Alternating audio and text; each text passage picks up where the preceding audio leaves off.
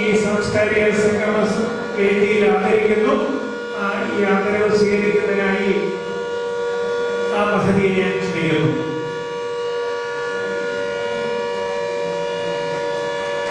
ഒരു നർത്തകൻ, ഒരു തികഞ്ഞ നർത്തകൻ, എല്ലാ നൃത്തത്തിലും പറഞ്ഞു കഴിഞ്ഞാൽ ആ നിലയ്ക്ക് പറയാവുന്ന ഏറ്റവും നല്ല കേരളത്തിലെ നർത്തകന്റെ കൂട്ടത്തിൽ ഏറ്റവും മുന്നിൽ നിൽക്കുന്നതെന്ന് പറയാവുന്ന, ഒരുപക്ഷെ വേറെ രീതിയിൽ പറഞ്ഞാല് മറ്റു നൃത്താധ്യാപകർ കിടന്നോലേക്ക് അറിഞ്ഞൂടാ, ഏറ്റവും കൂടുതൽ സംസ്ഥാന കലാനിലയങ്ങളെ വാർത്തെടുത്തിട്ടുള്ള, ബാക്കി എല്ലാവരും ഉണ്ട്, എന്നാലും ഏറ്റവും കൂടുതൽ സംസ്ഥാന കലാനിലയങ്ങളെ വാർത്തെടുത്തിട്ടുള്ള നൃത്താധ്യാപകൻ, സ്വാതിനാൾ സംഗീത കോളേജിലെ റിട്ടയർഡ് നൃത്താധ്യാപകൻ കൂടിയായിട്ടുള്ള ശ്രീ നന്ദൻകോട് വിനയേന്ദ്രനെ ആദരപൂർവ്വം ക്ഷണിക്കുന്നു. അദ്ദേഹത്തെ ഈ സാംസ്കാരിക മഹാസംഗമസഭ ആദരിക്കുന്നു.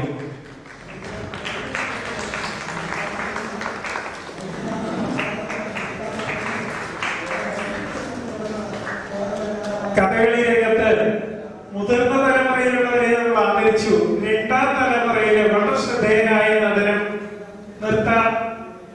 കഥകളി അധ്യാപകനുമായിട്ടുള്ള ശ്രീ കലാമണ്ഡലം കൃഷ്ണപ്രസാദ്, ആലപ്പുഴയിലെ ഏവൂരാണ് താമസം. അദ്ദേഹത്തെ ഈ വേദിയിൽ ആദരിക്കുന്നു.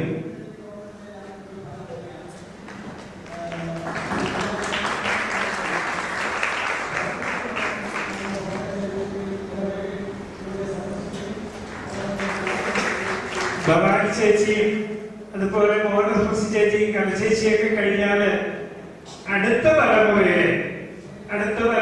തലമുറയുടെ പ്രതിനിധിയായിട്ട് കേരളം മുഴുവൻ, ഇപ്പൊ കേരളത്തിൽ പുറത്തും വിളിച്ചപ്പോ പറയാണ് ഞാൻ ദുബായിൽ നിന്ന് വന്നേയുള്ളൂ എന്നാണ്. അങ്ങനെ നൃത്തരംഗത്ത് വളരെ സജീവമായിട്ട് പ്രവർത്തിക്കുന്ന, എനിക്ക് തോന്നുന്നത് ഇപ്പോഴും നന്നായിട്ട് നൃത്തം ചെയ്യുന്ന ദേവകി അന്തർജനം, കലാമണ്ഡലം ദേവകി അന്തർജനം കോട്ടയം അയ്യനകത്താണ്. അന്തർജനം ടീച്ചറെ ഈ വേദിയിലേക്ക് ക്ഷണിക്കുന്നു.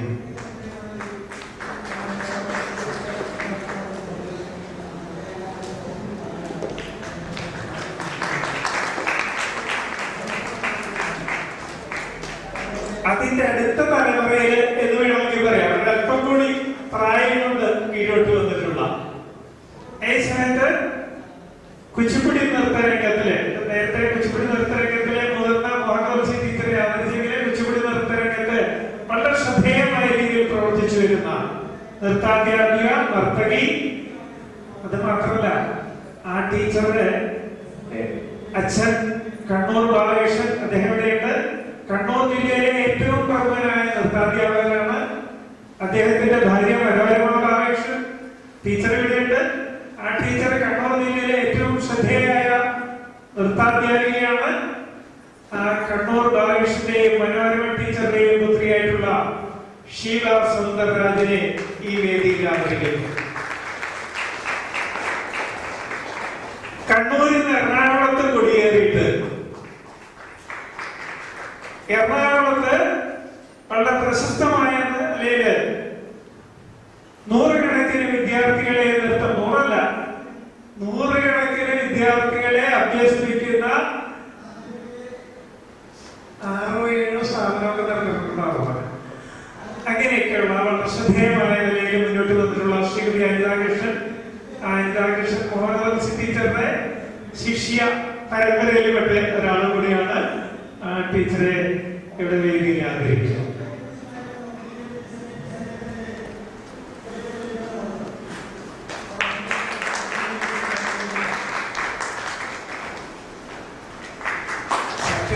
മുതിർന്നവരാണെങ്കിലും ഈ പേര് ടൈപ്പ് ചെയ്ത് വന്ന കൂട്ടത്തില് യാദൃശ്യമായിട്ടത് പറയുമ്പോ 2-3 മുതിർന്ന ആൾക്കാർ ഇവിടെ ഉണ്ട്. ക്ഷമിക്കണവരൊക്കെ. കഥാപ്രസംഗ രംഗത്ത് കേരളം മുഴുവൻ അല്ല, കേരളത്തിന് പുറത്ത് മലയാളികൾ എവിടെയുണ്ടോ അവിടെയൊക്കെ ഒരുപക്ഷെ കേരളത്തിൽ ഏറ്റവും കൂടുതൽ കഥാപ്രസംഗങ്ങൾ എത്തിയിട്ടുള്ള 3 പേരെടുത്താൽ അതിലെന്തായാലും ഉറപ്പായിട്ടുള്ള ഒരാളാണ് ശ്രീ ചേർത്തല ബാലൻ. ഒരുപക്ഷെ അതിനപ്പുറത്തായിരിക്കാം, ഈ 3 വരെ എടുക്കാതെ അങ്ങനെയുള്ള ശ്രീ ചേർത്തല ബാലേന്ദ്രനെ ഈ വേദിയിലേക്ക് ക്ഷണിക്കുന്നു. അദ്ദേഹത്തെ സാംസ്കാരിക മഹാസംഘടന സഭ ആദരിക്കുന്നു.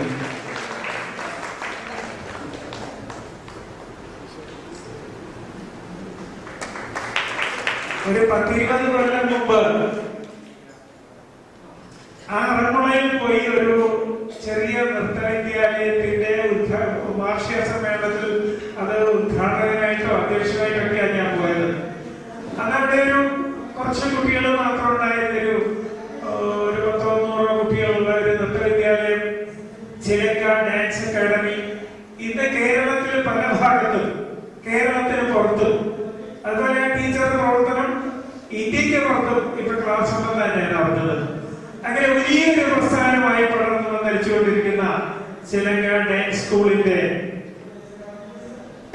ഡയറക്ടർ ശ്രീമതി കലാമണ്ഡലം ശ്രീദേവി മോഹൻ. ശ്രീദേവി മോഹന്റെ കുടുംബം മുഴുവൻ കലാരംഗത്താണ്. ഭർത്താവ് സൈറ്റ് മോഹൻ കഥകളി രംഗത്ത് നല്ലൊരു നടനാണ്. മകള്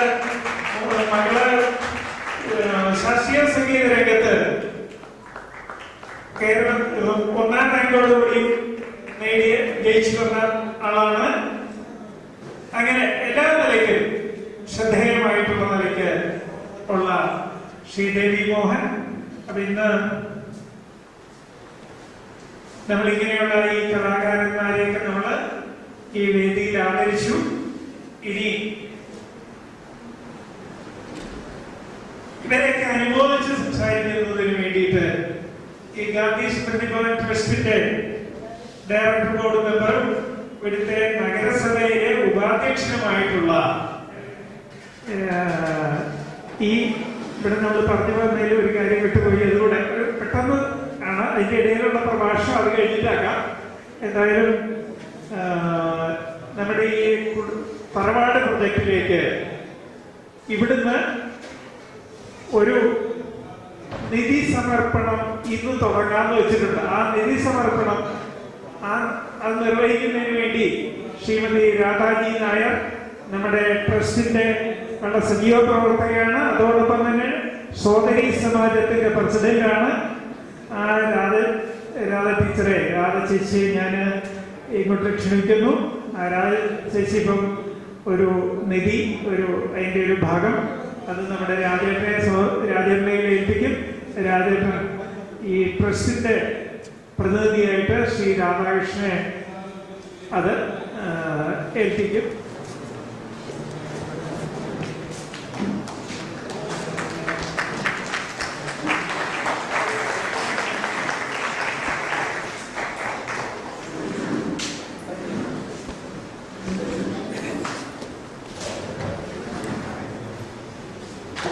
ഈ സഭയിൽ അധ്യക്ഷത ശ്രീ രവീന്ദ്രനാഥ്,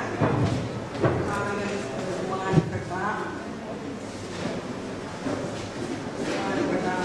ശ്രീ രാജഗോപാൽ, ഗാന്ധി സ്മൃതി പുരസ്കാരത്താൽ ഇതിലൂടെ ആദരിക്കപ്പെട്ട ബഹുമാന്യനായ പത്മവിഭൂഷൺ ഡോക്ടർ ഇ സേവൻ, ഇവിടെ ആദരിക്കപ്പെട്ട നമുക്ക് ഏറ്റവും പ്രിയപ്പെട്ട ശ്രീ കൈസൻ സാർ, മഹാപ്രതിഭാശാലികളായ വിശിഷ്ട വ്യക്തികൾ, സദസ്സിലുള്ള ഗുരുക്കന്മാർ, സുമനസ്സുകൾ, എല്ലാവരും ഒത്തുചേർന്ന ദേവേന്ദ്ര സദസ്സ് പോലെ ശോഭിക്കുന്ന ഈ സാംസ്കാരിക മഹാസംഗമ സഭയെ ഞാൻ ആദ്യമായിട്ട് കാണുന്നു.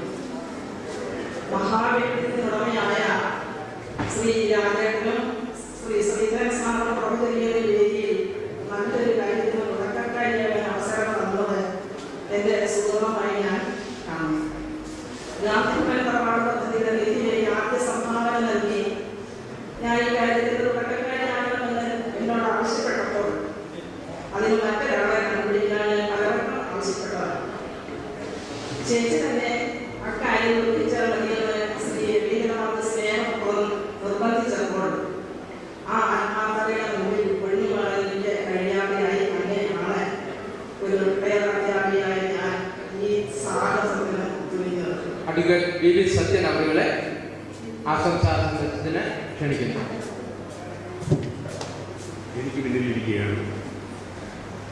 ഒരു കാലഘട്ടത്തിൻ്റെ തന്നെ പ്രതിഫലനങ്ങളായ ഇവരെ തൊട്ടുപുറകിലിരിച്ചുകൊണ്ട് മറ്റു കാര്യങ്ങളിലേക്ക് പ്രവേശിക്കാൻ എനിക്ക് തന്നെ മാനസികമായ ഒരു കുറവ് തോന്നുന്നു. അതുകൊണ്ട് ഞാൻ അധികം സംസാരിക്കുന്നില്ല. ബഹുമാനും ആദരണീയമായ വരേണ്യരായ ഈ പ്രതിഭകളുടെ പാതാരബന്ധങ്ങളിൽ നമസ്കരിക്കുന്നതിനാണ് എനിക്കിഷ്ടം.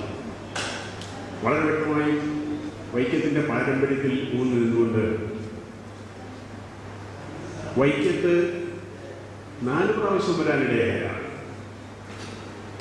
ലോകത്തിലെ മുഴുവൻ ജനങ്ങളുടെയും ആദരണീയ മാനസികാവസ്ഥ പിടിച്ചുപറ്റാനിടയായിട്ടുള്ള ഗാന്ധിജിയുടെ പേരിൽ ശ്രീ രവീന്ദ്രനാഥ് മുൻകൈയെടുത്ത് ആദരണീയനായ നമ്മുടെ നരസിംഹ നായിക് സാർ മുൻകൈയെടുത്ത് ഗാന്ധി സ്മൃതിവേദി, ഗാന്ധി സ്മൃതി ട്രസ്റ്റ് ഇവിടെ രൂപീകരിക്കാൻ തുടങ്ങിയപ്പോൾ തന്നെ വൈക്കത്ത് പുതിയൊരു ചലനങ്ങൾ ഉണ്ടാക്കാൻ, വൈക്കത്തിൻ്റെ സാമൂഹ്യ രാഷ്ട്രീയ കാലാവസ്ഥകളിൽ മാറ്റം വരുത്താൻ ആവശ്യമായ രീതിയിലുള്ള ഒരു സംവിധാനം ഏർപ്പെടുത്തുവാനും ഈ ട്രസ്റ്റിന് സാധിക്കും എന്ന് ബോധ്യപ്പെട്ടതിൻ്റെ അടിസ്ഥാനത്തിലാണ് എന്നെപ്പോലെയുള്ള സാധാരണക്കാരായ ആൾക്കാർ ഇതിൻ്റെ പ്രവർത്തനത്തിലേക്ക് കടന്നു വരാനും പ്രവർത്തനം തുടരാനും ഒക്കെ. വൈക്കം എപ്പോഴും സമരങ്ങളുടെയും നിലനിന്നു വരുന്ന സാഹചര്യങ്ങളോട് സമരം ചെയ്യുവാനുള്ള വാസനയുള്ളവരുടെയും ഒക്കെ ഒരു കേന്ദ്രമാണ്.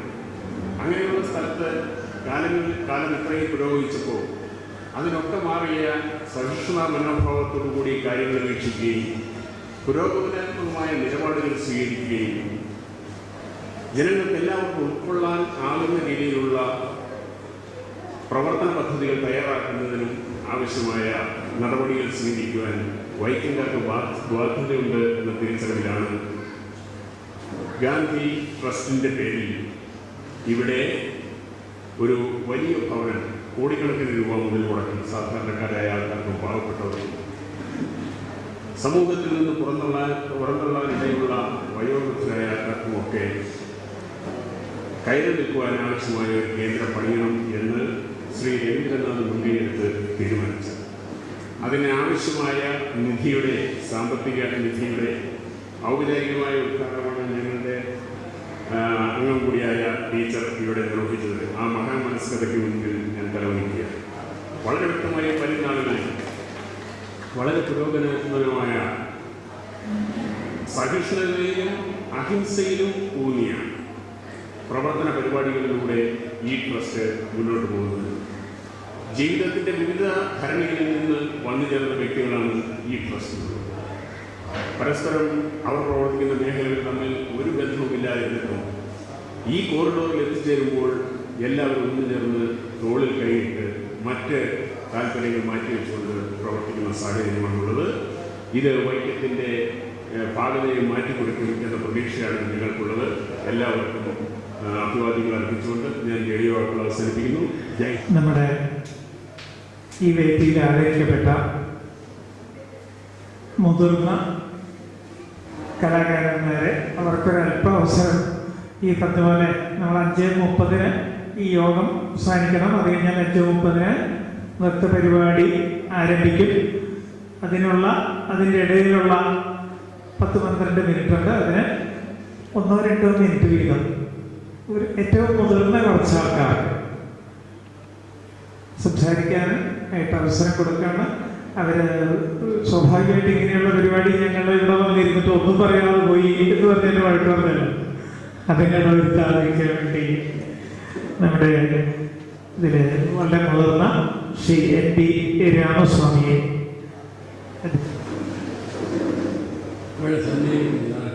നമസ്കാരം. ഇങ്ങനെയൊരു സമ്മേളനം മിസ്റ്റർ രവീന്ദ്ര പണ്ടാരി പ്രത്യേകം ശ്രദ്ധേയമാണ്. പല ഫീൽഡ്സും പ്രശസ്തരായ പലവരെയും ക്ഷണിച്ച് അവരെ ആദരിക്കുക എന്നുള്ളത് വളരെ നല്ല കാര്യമാണ്. ഈ ഗാന്ധി സ്മാരകസമിതി ഇനിയും മേഖലയിൽ അഭിവൃദ്ധി വരണം. അതിന് എന്തോ സംഭാവന ചോദിക്കേണ്ടത് എല്ലാവരും ഔപചാരികമായി സംഭാവന ചെയ്ത് നന്നായി കിടക്കുന്ന നിർദ്ദേശത്തിലെടുത്താണ്. ഗുരുബ്രഹ്മ ഗുരുവിഷ്ണു ഗുരുദേവോ മഹേശ്വര ഗുരു സാക്ഷാൽ പരബ്രഹ്മ തസ്മൈ ശ്രീ ഗുരുവേ നമഃ. ഈ വൈകിയ വേളയിൽ ഒരു നീണ്ട പ്രസംഗത്തിന് മുതിരുന്നില്ല. ഞാൻ 1952 മുതൽക്ക് 12 കൊല്ലത്തോളം മഹാത്മാഗാന്ധി വിഭാവനം ചെയ്ത ഒരു സ്ഥാപനത്തിലാണ് കഥകളി അഭ്യസിക്കുന്നത്. അത് കഴിഞ്ഞ് പുറത്തിറങ്ങി പിന്നെ ഇങ്ങനെ ട്രസ്റ്റിൻ്റെ ആ മഹാത്മാവിൻ്റെ ട്രസ്റ്റിൻ്റെ നാമധേയത്തിൽ എനിക്ക് ഇങ്ങനെ ഒരു ആദരവ് പ്രകടിപ്പിക്കാൻ തോന്നിച്ച ഇതിൻ്റെ ഭാരവാഹികളോടും മറ്റ് സന്മനസ്സുള്ള എല്ലാവരോടും എൻ്റെ ഗുരുനാഥന്മാരോടും മറ്റും അതീതമായ നന്ദിയെ രേഖപ്പെടുത്തിക്കൊണ്ട് എൻ്റെ 2 വാക്ക് വിസ്മരിക്കുന്നു. നന്ദി, നമസ്കാരം.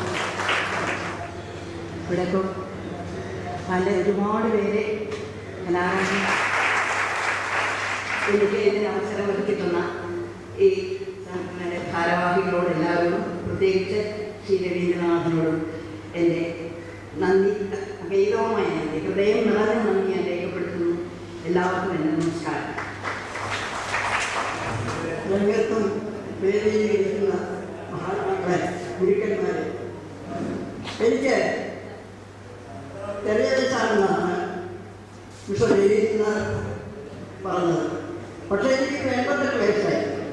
ഞാൻ ഇന്നും കലാരംഗത്ത് വളരെയധികം പ്രയത്നിക്കൊണ്ടിരിക്കുകയാണ്. എന്നുവെച്ചാൽ ഞാൻ ഇപ്പോഴും പാട്ടെടുക്കുന്നുണ്ട്. ഇന്നൊരു ഗുരുവിനെ ഞങ്ങളെ പഠിച്ചത് എങ്ങനെയാണെന്ന് വെച്ചാൽ പ്രായമായ പാട്ടെടുക്കണം എന്നാണ്. അതനുസരിച്ച് ഞാൻ മന്ത്രയും കൈകേരിയിൽ നിന്നുള്ള പാട്ട് പലരെയും പഠിപ്പിച്ചു വെച്ചിട്ട് ഞാൻ മന്ത്രയുടെ ഭാഗം എടുക്കുകയാണ്. അത് കൂടാതെ പലരെയും ഞാൻ പഠിപ്പിക്കുന്നുണ്ട്. പക്ഷേ എൻ്റെ ഗുരുക്കന്മാർ ആദ്യമായി എൻ്റെ ഗുരു ഗോപിനാഥ് അമ്മാവൻ അദ്ദേഹം ഗുരുക്കി ആദ്യം എന്നെ പാഠം തുടങ്ങിയത് 13ാമത്തെ വയസ്സ് മുതൽ ഞാൻ പഠിക്കാൻ തുടങ്ങി. ഇപ്പോഴും ഞാൻ പഠിച്ചുകൊണ്ടിരിക്കുകയാണ്. ചേച്ചിയും അവരുടെ അമ്മ കല്യാണ ടീച്ചറും ARR മാസ്റ്ററും മംഗം ശിവശങ്കരപ്പിള്ള ആശാനും എല്ലാം എനിക്ക് തൊഴിൽ പറഞ്ഞു തരുന്നതിന് വളരെ സന്തോഷത്തോടുകൂടി പറഞ്ഞു തന്നിട്ടുണ്ട്. ഞാനിപ്പോൾ കേരളാമൃതം എന്ന് പറഞ്ഞ് ഗുരുജയുടെ ശൈലിയാണ് ഇപ്പോൾ ചെയ്തുകൊണ്ടിരിക്കുന്നത്. അതിൽ അങ്ങേയറ്റം സംതൃപ്തമാണ് ഞാൻ. എന്ന് വെച്ചാൽ അത് മാത്രമേ ചെയ്യുന്നുള്ളൂ. ഭരതനാട്യം ചെയ്തുകൊണ്ടിരുന്നാൽ ഭരതനാട്യത്തിൻ്റെ കാലം കൂടെ വരുമല്ലോ എന്നോർത്ത് അത് ചെയ്യാറില്ല. അതുപോലെ തന്നെ യുവജനോത്സവത്തിൽ അധികം പേരെ ഇപ്പോൾ പഠിപ്പിക്കുന്നില്ല. ഇതിനു മുൻപൊക്കെ യുവജനോത്സവം നടക്കുമ്പോൾ ഞാൻ പലരുടെയും കൊണ്ടുപോയി 1ാമത്തെ പരീക്ഷയും 2ാമത്തെ പരീക്ഷയും ഒക്കെ വായിച്ചിട്ടുണ്ട്. കിട്ടാതെ വന്നിട്ടുണ്ട്. വളരെ പരാജയങ്ങളും എല്ലാം അനുഭവിച്ചിട്ടുണ്ട്. ആദ്യമായി ഞാൻ കേരളത്തിൽ വരുമ്പോൾ, ഞാൻ എൻ്റെ ഭർത്താവും കൂടെ വരുമ്പോൾ കോട്ടയം എന്ന സ്ഥലത്ത് ഒരു നൃത്തം പോലും ഇല്ലായിരുന്നു. അതിൻ്റെ കാര്യം ഞാൻ വരുമ്പോൾ എന്നോട് ചോദിക്കുന്ന ഈ കനകത്തിനൊക്കെ അറിയാമോ എന്നാണ് ചോദിക്കുന്നത്. ഞാൻ കണ്ണമ്പുഴയുടെ കനകത്തിനെന്താ അത് ഈ പാടിയെ പറ്റി ഇങ്ങനെ ചെയ്തു. അതിനുശേഷം കോട്ടയത്ത് നല്ല വളരെ